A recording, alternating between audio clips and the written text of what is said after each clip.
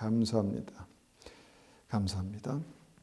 오늘 함께 나눌 말씀의 제목은 부활 생명으로 사는 삶입니다. 부활 생명으로 사는 삶. 우리가 살아 있습니까? 죽어 있습니까? 물론 살아 있습니다. 어리석은 질문인 것 같죠? 그런데 본인이 살아 있다고 믿는 이들에게도 이런 질문이 필요하다고 믿습니다. 왜 그렇습니까? 주님께서 분명히 살아있는 이들에게 죽은 자들이라고 말씀하신 것을 여러분 기억하십니까?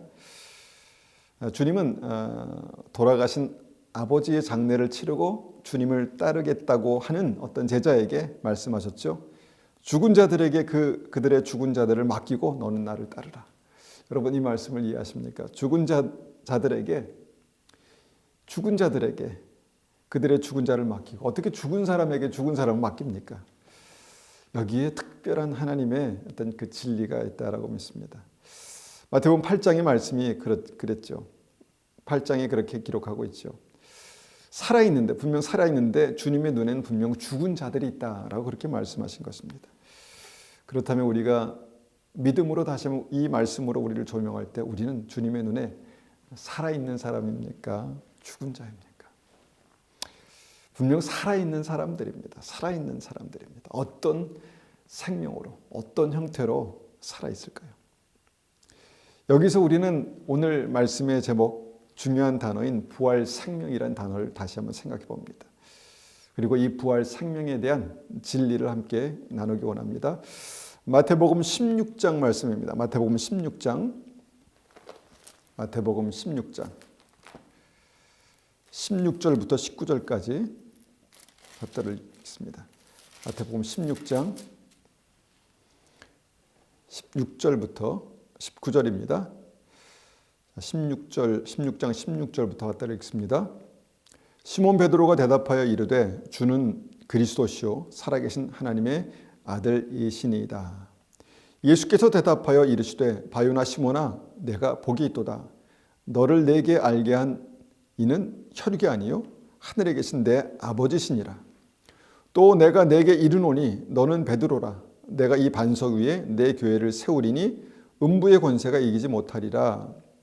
내가 천국 열쇠를 내게 주리니 내가 땅에서 무엇이든지 매면 하늘에서도 매일 것이요 내가 땅에서 무엇이든지 풀면 하늘에서도 풀리리라 하시고. 베드로는요 예수님이 누구신지 알았습니다. 주는 그리스도시요 살아계신 하나님의 아들입니다 라고 그렇게 고백했고 그렇게 믿었습니다. 그리고 그 믿음에 대해서 주님께서 확증해 줬습니다. 내가 복을 받았구나. 내가 그 믿음 위에 내 교회를 세우겠다. 그리고 그 믿음은 땅에서 묻고 풀면 하늘에서 묻고 풀리는 그런 놀라운 믿음의 권세를 주겠다 이렇게 말씀하셨습니다. 여러분 놀라운 것입니다. 믿음은 놀라운 것입니다. 믿음은 복을 받고 믿음은 사명을 받게 하고 믿음은 권세를 받습니다. 베드로가 예수님을 믿고 그 믿음을 가지게 되었습니다. 그럼 우리는 이 정도의 믿음은 완성된 믿음이 아닌가라는 생각을 하게 됩니다. 완성된 믿음 아닙니까? 예수님이 누구신지 알고 고백하는 그 믿음에서 이 놀라운 은혜가 베드로에게 주어진 것입니다. 그래서 이 믿음 정도면 많은 사람들은 영생하는 믿음이 여기서 완성됐다라고 그렇게 생각합니다. 그런데 여러분 그 이후의 말씀을 보면은 무엇입니까? 아니라는 것입니다.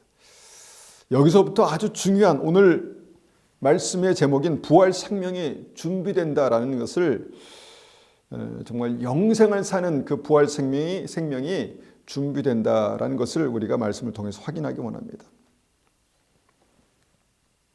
예수님을 안 이후부터요 구원받았다라고 그렇게 우리가 정말 믿는 그 이후로부터 그때 우리 믿음에 아주 중요한 일들이 중요한 과정들이 이제 시작되게 됩니다. 그게 뭡니까? 바로 오늘 우리가 그 십자가를 통과해서 영생을 사는 부활 생명으로 준비되는 그런 믿음입니다. 그러니까 십자가 좁문을 통과해서 영생을 살며 누리는 그런 믿음인 것이죠. 본문에서 우리가 보는 바와 같이 베드로는 주님이 누구신지 알았습니다. 믿었습니다. 그런데 베드로가 이 시점에서 보면요, 예수님을 믿었지만 아직 십자가의 좁은 문은 통과하지 않았습니다. 못했습니다. 믿음이 있는, 예수님이 누구신지 아는 믿음이 있는 그 베드로에게 주님께서 영생의 복음, 뭡니까? 십자가의 복음을 선포하십니다. 21절입니다. 이때로부터 예수 그리스도께서 자기가 예루살렘에 올라가 장로들과 대제사장들과 서기관들에게 많은 고난을 받고 죽임을 당하고 제3일에 살아나야 할 것을 제자들에게 비로소 나타내시니. 자, 예수님이 누구신지 아는 제자들에게 비로소 십자가 사건, 십자가 복음을 주님께서 말씀하십니다. 그 십자가 복음의 핵심이 무엇입니까? 예수님께서 십자가에 돌아가시고 다시 부활하신다는 것입니다. 예수님을 믿는 믿음, 우리가 알고 있는 그 믿음이 다시 예수 그리스도와 함께 죽고 다시 부활하는 오늘 이 부활절에 우리가 꼭 이해하고 들어야 되는 믿음이라는 것입니다. 여러분, 십자가를 통과한 믿음이 영생을 사는, 부활 생명을 사는 믿음이라고 확신합니다. 여러분, 이 복음은요, 이 십자가 복음은요, 전 시간에 말씀드린 출애굽한 하나님의 백성, 그러니까 하나님을 믿고 따라갔던, 그래서 홍해를 건너고 광야를 지나갔던 그 이스라엘 백성들이, 그 인생 광야를 지나가는 이스라엘 백성들이 그 인생 광야를 지나가서 약속의 땅에 들어가는 그런 믿음이다라는 것입니다. 또 무엇입니까? 이 믿음은요, 천국 혼인잔치에 청함을 받은 사람이 예복을 입고 택함 받는 믿음으로 영생에 들어가는 그런 믿음인 것입니다. 누가 예복을 입습니까? 바로 십자가를 통과한 믿음입니다. 바로 좁은 문으로 들어가는 믿음입니다. 여러분, 이 십자가 복음을 우리가 통해서 영생하는 믿음을 보면요, 정말 믿고 구원받는 그 과정에서 굉장히 중요한 이 십자가를 통과하는 믿음, 이 복음이 확인된다는 것입니다. 또 무엇이 있습니까? 마태복음 25장, 주님을 기다리던 10처녀 중에서 등과 기름을 준비해서 천국 혼인잔치에 들어갈 수 있는 믿음, 그 믿음이 누구에게 있었습니까? 슬기로운 5 처녀에게만 있었다는 것입니다. 이것이 바로 십자가를 통과하는, 구원받는 믿음이라는 것입니다.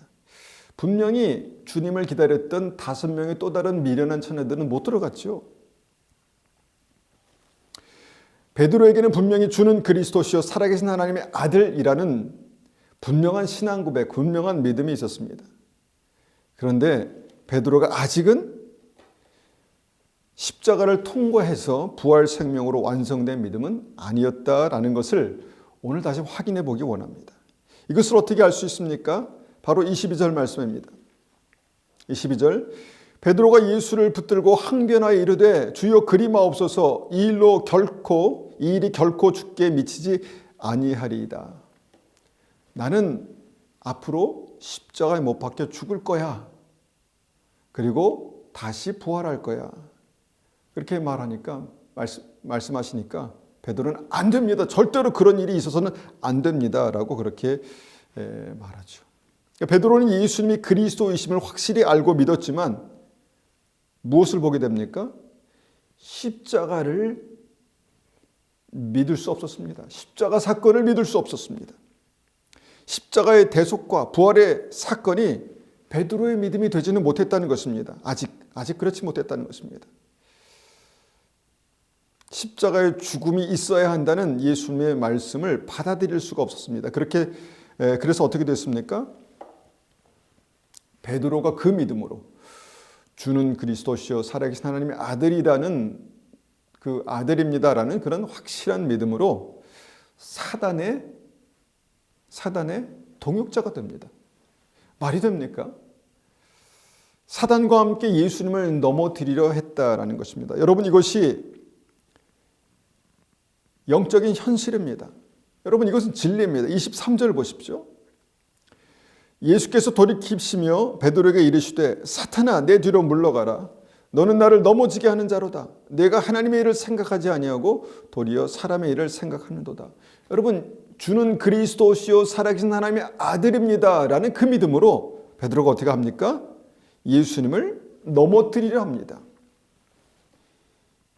그러니까 십자가의 죽음을 통과하지 못한 베드로의 믿음이 결국 어떻게 됩니까? 사단에게 이용당하고 있다는 것입니다.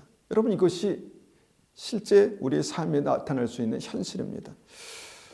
예수님을 그리스도라고 인정하는 그 믿음이 사단과 함께 예수님을 넘어지게 하고 있다는 것입니다. 물론 이것은 베드로가 전혀 의도하지 않은 사건이죠. 의도하지 않은 일입니다. 어떻게 베드로가 예수님을 넘어뜨리려고 했겠습니까? 그런데 실제 현실은 무엇입니까? 베드로가 예수님을 넘어뜨리려 했다는 것입니다. 사단과 함께. 그런 베드로에게 예수님은 베드로가 가져야 될 절대적인 믿음, 그 십자가 복음을 다시 한번 선포하십니다. 24절입니다. 이에 예수께서 제자들에게 이르시되 누구든지 나를 따라오려거든 누구든지 저와 여러분을 포함한 누구든지 나를 따라오려거든 자기를 부인하고 자기 십자가를 지고 나를 따를 것이니라. 누구든지 나를 따라 영생으로 들어가려거든 자기 십자가를 지고 나를 따라야 한다. 그 자기 십자가, 주님께서 말씀하신 그 자기 십자가가 바로 무엇입니까? 내가 주님과 함께 죽어야 되는 그 현장입니다. 그 사건입니다. 이것이 십자가를 통과하는 믿음입니다. 주님이 그리스도이심을 알고 믿는 베드로도, 주님을 따르는 다른 제자들도, 또 주님을 따르는 저와 여러분도, 예수님이 구주이심을 알고 믿는 모든 사람들도 영생을 살기 위해서는 그 십자가를 지나가야 한다라는 것입니다. 여러분, 이 진리를 믿으십니까? 이 진리를 믿으십니까? 여러분, 이 십자가가 무엇입니까? 바로 죽음이 실제가 되는 믿음입니다. 이 믿음이 무엇입니까? 바로 좁은 문을 통하여서 들어가는 믿음입니다. 이 믿음이 무엇입니까? 이 죽음이 무엇입니까? 바로 예복을 입고 택함을 받는 믿음입니다. 이 믿음이 무엇입니까? 바로 요단강을 건너서 가나안 땅에 들어가는 믿음입니다. 여러분, 우리는 이 십자가의 죽음이 무엇인가를 우리의 삶을 통해서 발견해야 합니다. 경험해야 합니다. 이 죽음은 각자의 상황에 따라서 여러 가지 어떤 과정을 통해서 나타나고 완성된다라고 믿습니다.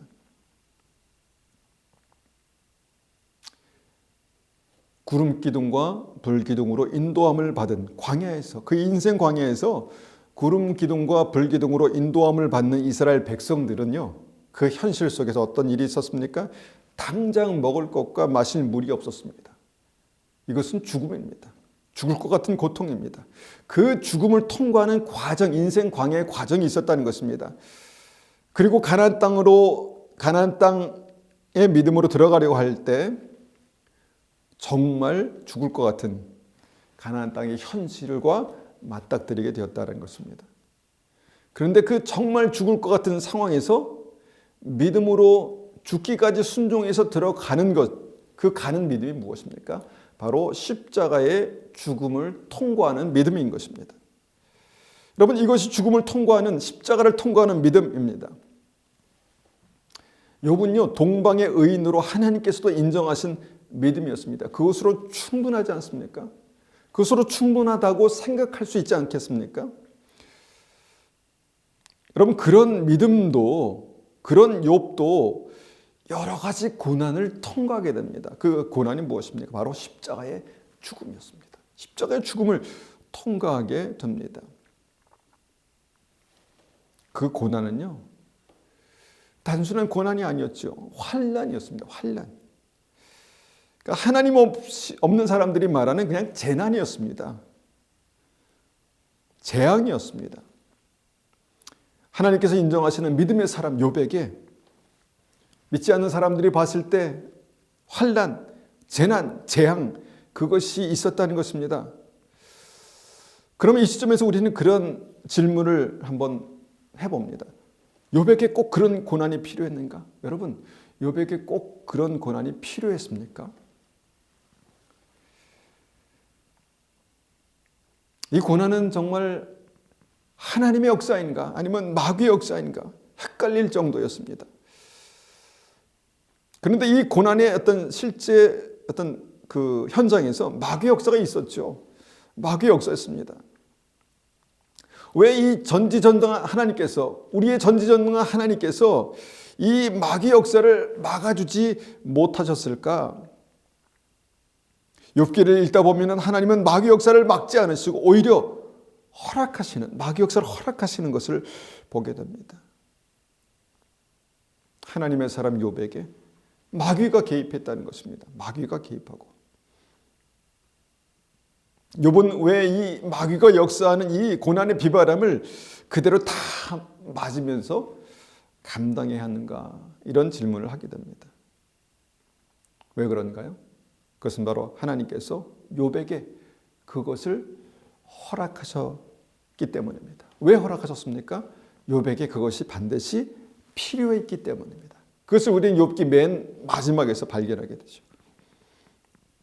여러분, 이것이 바로 십자가를 통과하는 죽음이 있어야 영원한 부활이 가능하게 되는 십자가 복음의 핵심입니다. 욥이 이제 그 고난을 통과하고 나서 십자가의 죽음을 지나고 나서 그 십자가의 죽음의 끝에서 죽음이 확인되는 그 순간 하나님께서 그 믿음을 인정하시는 모습을 욥기에서 우리는 보게 됩니다. 욥이 삶의 고난을 통과한 후에 이렇게 고백하죠. 욥기 42장 5, 6절인데요. 제가 한번 읽어보겠습니다. 욥기 42장 5절 6절입니다. 5절입니다. 내가 주께 대하여 귀로 듣기만 하였사오나 이제는 눈으로 주를 배움나이다. 그러므로 내가 스스로 거둬들이고 티끌과 제 가운데서 회개하나이다. 하나님께서 사랑하셨던 그 믿음을 인정하셨던 욥이 정말 죽음의 고난, 죽을 것 같은 고난을 통과한 후에 부활 생명으로 거듭나는 그 믿음의 증거가 여기에 나와 있는 것을 보게 됩니다. 욥이 뭐라고 말합니까? 내가 전에는 하나님을 귀로만 들었는데 십자가의 죽음을 통과한 후에 이제는 눈으로 주를 뵙고 있습니다 라고 고백합니다. 이 십자가의 죽음의 과정에서 어떤 일이 일어납니까? 욥이 완전히 다른 믿음으로 거듭나는 것입니다. 그 과정에서 어떤 일이 있었습니까? 주님께서 인정하신 동방의 의인 욥에게 정말 깊은 회개의 역사가 일어납니다. 티끌과 제 가운데 회개합니다라고 고백합니다. 이 회개가요 바로 욥이 십자가 죽음을 통과한 믿음의 증거였다라는 것입니다. 우리는 항상 주님 앞에 엎드려서 정말 그 빛 가운데 주님께서 드러내시는 죄를 회개하는 것이 우리가 살 수 있는 유일한 방법입니다. 욥이 이 믿음을 갖기까지, 여기까지 오기까지 그의 삶에 어떤 일이 있었습니까? 스스로 이 고난의 이유를 도저히 이해할 수 없었습니다. 고난의 역사가 몰려올 때마다 그는 지속적으로 자기의 의로움을 주장했습니다. 나는 죄가 없습니다. 나는 이 고난을 당할 만한 사람이 아닙니다. 욥이 고난을 만날 때마다 욥은 지속적으로 자신의 의로움을 주장하죠. 내가 의롭다는 것입니다. 이런 고난을 받을 아무런 이유가 나에게는 없다는 것입니다. 죄가 없다는 것입니다. 이것이 십자가를 통과하는 믿음의 사람이 발견하게 되는 자기의입니다. 자기의. 이 자기의가 이 죄의 핵심입니다. 성경은 분명히 모든 사람은 죄인이기 때문에 하나님의 영광에 이를 수 없다라고 그렇게 말씀하십니다. 이것이 원죄죠. 죄성이죠. 이것이 우리의 현실입니다. 그런 욥이 나는 의롭습니다. 나는 고난을 받을 만한 이유가 없습니다. 라고 계속해서 말하는데 자기의 의를 계속해서 가지고 하나님의 의를, 고난을 주시는 하나님의 의로우심을 인정하지 않습니다. 이것이 자기의 의입니다. 그런 자기의 의가 정말 이 십자가 고난을 통과할 때 어떻게 됐습니까? 죽었다는 것입니다. 죽었습니다. 욥이 자기 의를 티끌과 재 가운데 회개했습니다. 욥이 회개했을 때 무엇을 회개했는지 정확히 여기에는 나오지 않지만 티끌과 재 가운데 정말 깊이 회개하는 그 은혜가 욥에게 있었다는 것입니다. 그러니까 자기 의가 이 십자가 고난에서 죽었다는 것입니다. 십자가에서 죽었다는 것입니다. 그래서 욥이 어떻게 달라집니까? 이전까지는 하나님에 대해서 듣기만 했는데 이제는 하나님을 직접 보는 믿음으로 변화가 됐다는 것입니다. 뭔가 완전히 다른 믿음의 완전히 다른 역사가 그의 삶 가운데 있었다는 것입니다. 이것이 바로 십자가 죽음을 통과하는 부활 생명입니다. 십자가 죽음을 통과한 부활 생명입니다. 부활 생명은요, 하나님을 이전보다 가까이 친밀하게 다른 차원으로 만나게 됩니다. 그 은혜가 우리의 삶에 있어야 합니다. 그뿐입니까? 부활 생명은 믿음의 권위를 인정받습니다. 부활 생명은요, 하나님께서 인정하는 믿음의 권세를 가지게 되는 그런 놀라운 은혜가 나타나는 믿음입니다. 주님께서 욥을 정죄하던 친구들에게 말씀하시죠. 욥기 42장 7절 8절입니다. 욥기 42장 7절 8절 한번 찾아보죠. 욥기 42장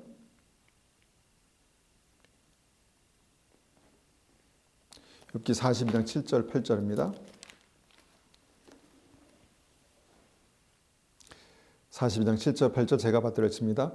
여호와께서 욥에게 이 말씀을 하신 후에 여호와께서 대만 사람 엘리바스에게 이르시되 내가 너와 내 두 친구에게 노하나니 이는 너희가 나를 가리켜 말한 것이 내 종 욥의 말같이 옳지 못함이라. 그런즉 너희는 수소 7과 수양 7을 가지고 내 종 욥에게 가서 너희를 위하여 번제를 드리라. 내 종 욥이 너희를 위하여 기도할 것인즉 내가 그를 기쁘게 받으리니 너희가 우매한 만큼 너희에게 갚지 아니하리라. 이는 너희가 나를 가리켜 말한 것이 내 종 욥의 말같이 옳지 못함이라. 하나님께서요, 욥을 높이십니다. 욥을 높이십니다. 하나님께서 욥의 친구들에게 욥에게 가서 회개하라고 하십니다. 회개는 하나님께만 하면 되는 거 아닌가요? 그런데 하나님께서 욥의 두 친구에게 내 종 욥에게 가서 번제를 드리고 욥을 경배하라는 얘기는 아닙니다. 그런데 욥에게 가서 그 권위 아래서 번제를 드리고 그에게 기도를 받으라 그렇게 말씀하시죠. 욥의 친구들이 욥의 권위 아래서 욥의 인도를 따라 번제를 드리고 욥에게 기도받으러 갔다는 것입니다. 가야 한다는 것입니다. 욥에게 죄를 용서하는 하나님의 권세를 주신 것을 여러분 여기서 보게 됩니다. 너희가 욥에게 죄를 자복하고 회개하면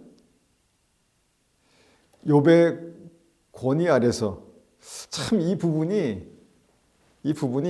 이 말씀 그대로 우리가 이해하는데 참 쉽지는 않습니다. 그렇지만 요셉의 믿음의 권위 아래서 하나님을 예배할 때 그리고 욥이 거기에 대해서 중보자로 그 친구들을 위해서 기도할 때 주님께서 그 친구들의 죄를 사하시고 용서하시겠다 이런 말씀을 하신 것입니다. 여러분 이때 하나님께서 욥을 내 종 욥이라고 말씀하시죠. 내 종 욥.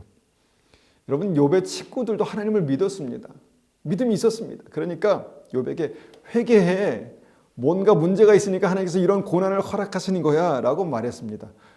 이거 뭐 저주가 아닙니다. 욥의 친구가 막 욥을 저주하고 그런 것이 아닙니다. 그런데 하나님께서요 욥의 권위를 그 친구들 위에 두셨다는 것이 굉장히 중요합니다. 이것이 바로 믿음의 권세입니다. 믿음의 권세입니다. 이 믿음의 권세가 바로 땅에서 묶으면 하늘에서 묶이는 권세입니다. 땅에서 풀면 하늘에서 풀리는, 땅에서 풀면 하늘에서 풀리는 그런 권세입니다. 이 권세를 욥에게 주셨습니다. 그리고 이 권세를 베드로에게 약속하신 것이죠. 여러분 이것이 부활 생명으로 사는 이들이 가지는 믿음의 권세입니다. 부활 생명으로 살아가는 그 욥에게 그 은혜뿐만 아니라 또 다른 은혜가 주어집니다. 욥기 42장 10절 보니까 욥이 그의 친구들을 위하여 기도할 때 여호와께서 욥의 곤경을 돌이키시고 여호와께서 욥에게 이전 모든 소유보다 갑절이나 주신지라. 욥은 하나님 이전에 주셨던 그 복을 다시 나에게 허락하십시오, 이런 기도를 하지 않았습니다. 먼저 그 나라와 그 의를 구하라, 그러면 이 모든 것을 너에게 더하시리라. 나는 하나님의 약속의 말씀이 욥에게 나타난 것입니다. 욥의 모든 곤경을 돌이키셨습니다. 하나님께서 그렇게 하셨습니다. 그리고 욥에게 이전 모든 소유보다 갑절이나 축복하셨다라는 것입니다. 하나님께서 부활 생명을 사는 욥을 놀랍게 축복하십니다. 고난을 지나고 십자가의 죽음과 부활을 경험한 이 부활 생명으로 사는 믿음은요, 하나님의 이런 형통, 권세, 축복, 은혜가 역사합니다. 또한 하나님께서 고난을 통과한 요셉, 십자가 고난을 통과한 요셉의 삶에 형통을 약속하시죠. 형통으로 그의 삶이 나타나죠. 이것이 바로 부활 생명의 은혜입니다. 여러분, 다시 이것을 요약해 봅니다. 새 생명을 얻은 믿음은요, 반드시 십자가의 죽음을 통과하여 무엇입니까? 부활 생명으로 살게 된다라는 것입니다.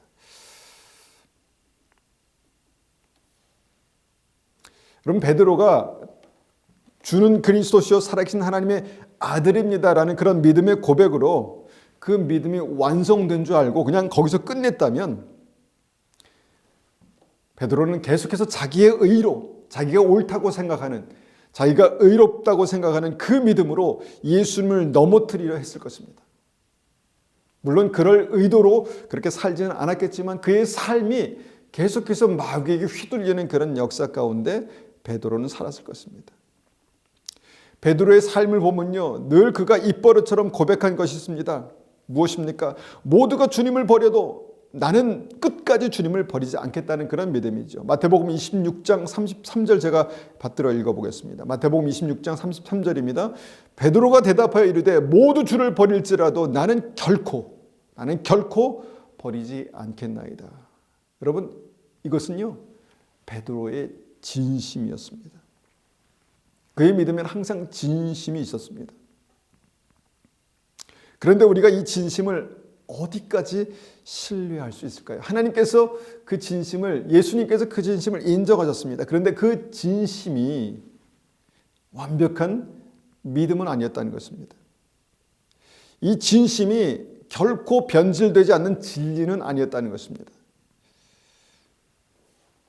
주님은 그 진심도 변할 수 있다라고, 변질될 수 있다라고 말씀하십니다. 마태복음 26장 34절이죠.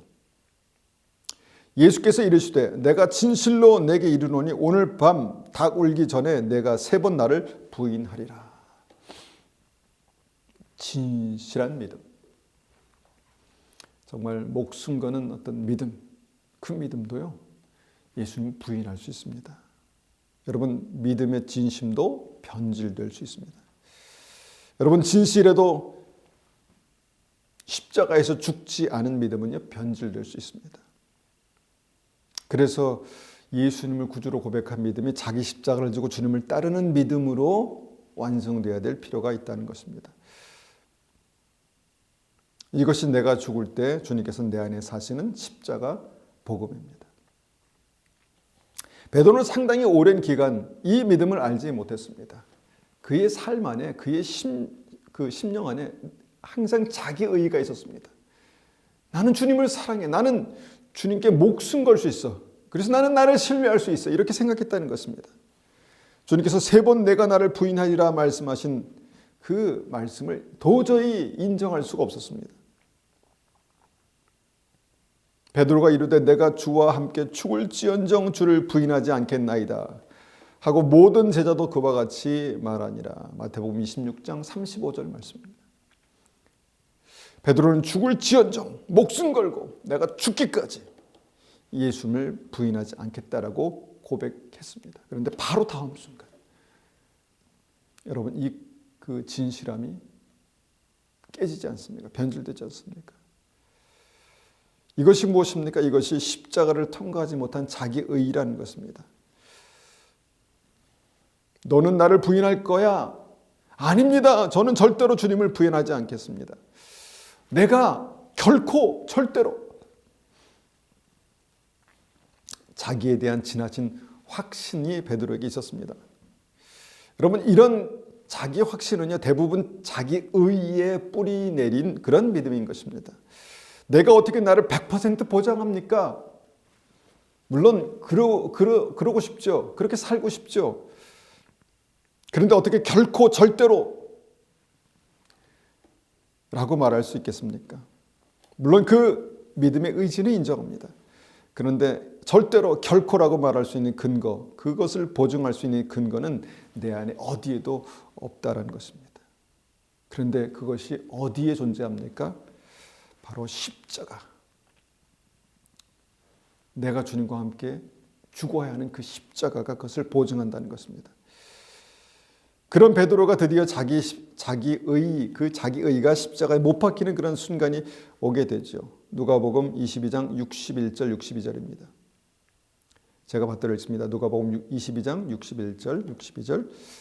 주께서 돌이켜 베드로를 보시니 베드로가 주의 말씀 곧 오늘 닭 울기 전에 내가 3번 나를 부인하리라 하심이 생각나서 밖에 나가서 심히 통곡하니라. 베드로가 예수님을 부인했습니다. 3번을 꽉 채웠습니다. 그리고 예수님을 그렇게 부인한 후에 그때서야 주님의 말씀이 기억났습니다. 다행이죠. 그때서 기억난 것도 다행이죠. 그리고 어떻게 합니까? 통곡하며 울며 회개합니다.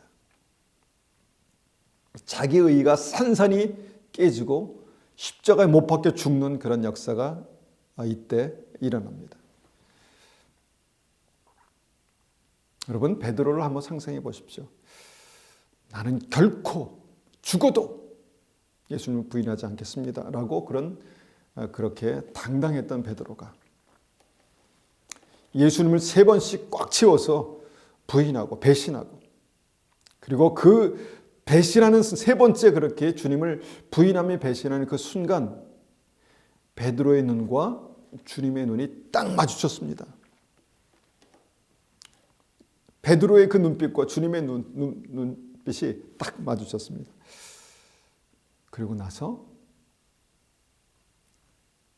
그 진리, 주님의 진리의 눈빛에 베드로의 심정이 사로잡혔습니다. 그리고 회개가 일어납니다. 회개하고 심하게 통곡할 수밖에 없었습니다. 그때 베드로가 이제 죽은 것이죠. 베드로가 죽었습니다.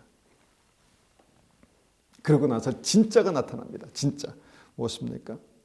주님께서 부활하시고 그 부활 생명으로 다시 베드로를 찾아오시죠. 그리고 3번 같은 질문을 받습니다. 내가 나를 사랑하느냐? 내가 나를 사랑하느냐? 부인하고 배신하고 실패한 베드로가 내가 나를 사랑하느냐라는 질문에 어떻게 대답할 수 있겠습니까? 그런데 그가 이전 같으면 저는 실패했습니다. 저는 끝입니다. 끝까지 자기 의의로 그렇게 맞섰을 것입니다. 그런데 그 마음을 죽이고 그 연약함으로 자기가 할 수 있는 만큼 내 주님을 사랑합니다. 사실 이 주님의 사랑과 베드로의 사랑이란 단어가 같은 단어는 아닙니다. 주님은 내가 나를 아가페의 사랑으로 사랑하느냐 물어봤는데 베드로는 주님 제가 필레오의 사랑으로 사랑합니다. 이렇게 대답한 것이죠. 그런데 그 안에 뭐가 빠졌습니까? 베드로 안에 자기의가 빠졌습니다. 자기의가 이제는 빠졌습니다. 당당하던 그렇게 막 당당하던 결코 이렇게 말하던 그 베드로의 자기의가 죽었습니다.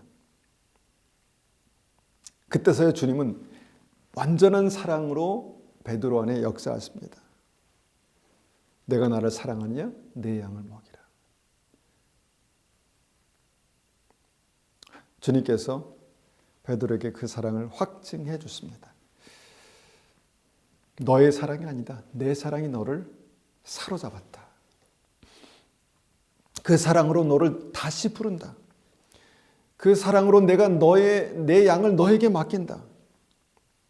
베드로의 사명을 다시 한번 확증해 주시고요. 내가 너를 신뢰하고 있다라고 그렇게 다시 한번 확증해 주십니다. 왜 이것이 가능합니까? 십자가를 통과한 베드로 안에 예수님께서 사시는, 부활하신 예수님께서 사시는 그 은혜 때문에 이것이 가능하게 되는 것입니다. 베드로는 그 이후부터 부활 생명으로 살게 됩니다. 자기의 의의가 아니라 부활 생명으로 살게 됩니다. 성령을 받게 되고 복음을 전하고 사도의 사명을 살게 되는 것입니다.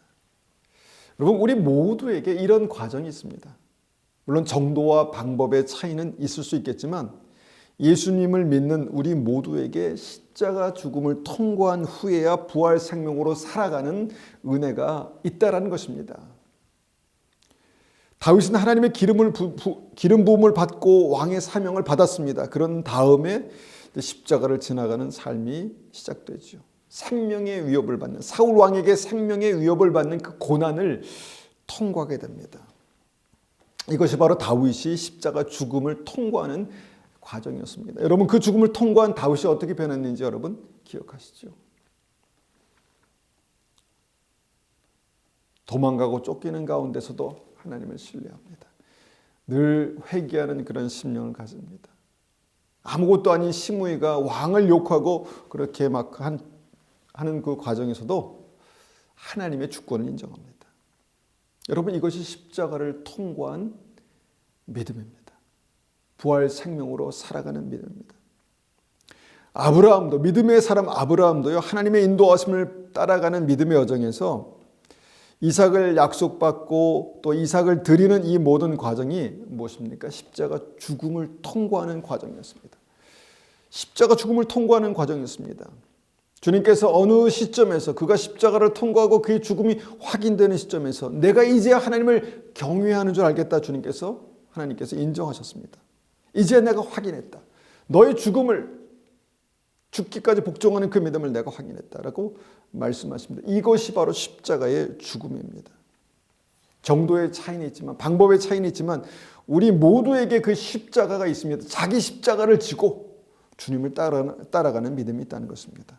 그리고 그 십자가에서 우리는 죽음과 부활을 경험하게 되는 것입니다. 여러분, 십자가의 죽음은 죽음으로 끝나지 않습니다. 십자가 죽음은 우리 안에 살아 역사하시는 부활 생명, 그 부활 생명으로 우리 삶에 나타나게 됩니다. 그 부활 생명에 하나님의 은혜가 임하고요. 그 부활 생명에 하나님의 축복이 임하고 하나님의 형통이 임하고 하나님의 권위가 임하고 믿음의 권세가 나타나게 되는 것입니다. 여러분, 혹시 우리의 삶에 죽을 것 같은 고난이 있습니까? 죽을 것 같은 그런 십자가가 있습니까? 그 십자가를 지고 믿음의 길을 가십시오. 그 고난을 믿음으로 인정하십시오. 그 고난이 나에게 어떤 의미가 있는지, 이것이 나에게 어떤 하나님의 역사로 나를 인도하는지를 믿음으로 붙들고 인정하십시오. 그리고 주님께서 우리에게 보여주시는 그 자기 의를 그 십자가에 못 박으십시오. 그런 믿음이 그 십자가를 통과해서 그 죽음 이후에, 죽음이 확인되는 그 믿음 이후에 부활 생명을 누리게 하시는 하나님의 역사로 반드시 나타나게 하실 것입니다. 여러분, 우리의 삶의 그 부활 생명이 그렇게 만들어지고 있습니다. 영생을 사는 그 부활 생명이 십자가를 통과하는 그 믿음 안에 다시 한번 확인되는 그런 은혜가 있게 될 것입니다. 우리가 한번 같이 이 말씀을 가지고 기도하겠습니다.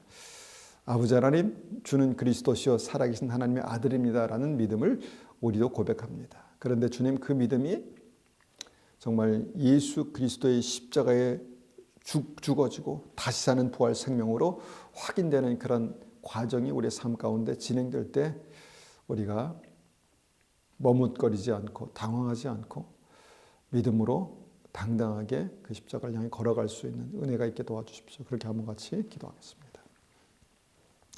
아버지 하나님, 그렇습니다. 예수님을 믿는 우리의 삶에도, 하나님께서 인정하시는 욥의 삶에도, 하나님께서 기름 부으신 다윗의 삶에도, 하나님께서 믿음의 조상이라고 말씀하신 아브라함의 삶에도 주님께서 허락하신, 주님께서 주신 그 십자가의 고난이 있었습니다. 하나님, 이것을 우리는 십자가 복음이라고 하나님께 다시 한번 말씀을 통해서 하나님께 듣습니다.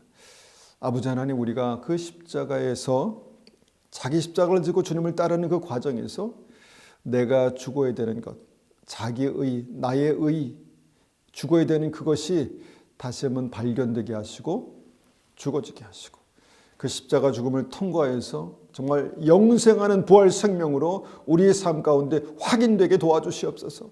영생하는 부활 생명으로 우리의 삶 가운데 확인되게 도와주시옵소서. 그래서 그 삶이 우리의 삶 가운데 부활 생명으로 하나님께 축복을 드리며 사명을 감당하며 믿음의 권세로 주님께 영광 돌려드리는 귀한 은혜가 있게 도와주시옵소서. 주님 감사합니다. 지금은 우리 주 예수 그리스도의 은혜와 하나님 아버지의 극진하신 사랑하심과 성령님의 충만하심과 인도하심이 오늘도 십자가를 통과해서 부활 생명으로 살기 원하는 우리 믿음의 성도님들 머리 위에, 또 가정 위에, 교회 위에 지금도 영원토록 함께 하시기를 축원하옵나이다. 아멘.